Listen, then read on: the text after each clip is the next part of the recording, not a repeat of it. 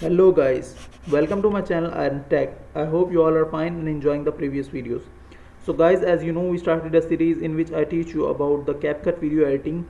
So let's get started, and I am opening a CapCut, and in today's video I will teach you about how to use effects in CapCut. So just wait for some seconds. So this is the CapCut software PC interface, and let's click on new project and let's start a new project. So in today's video we will discuss about the effect section, but first I have to import some pictures, and that's it. Now I drag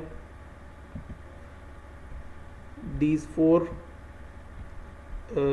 pictures and videos, but I want only first video, so I click on this, and now I click on effect.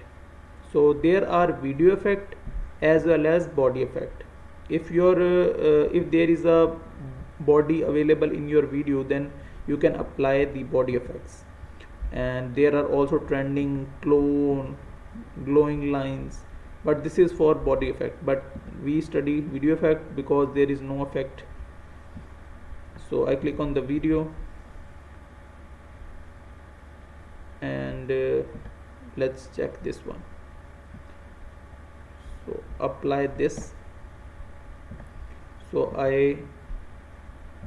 now the video is just like this, the color and etc. But when I unhide the layer, then you can see there is darkness in effect. I delete this one, and let's choose some other one like this. So I apply here, and I applied it in the middle, so you can see the difference. So as you can see, the pictures, color grading, etc. And after the filter is applied, sorry, effect is applied, so this is like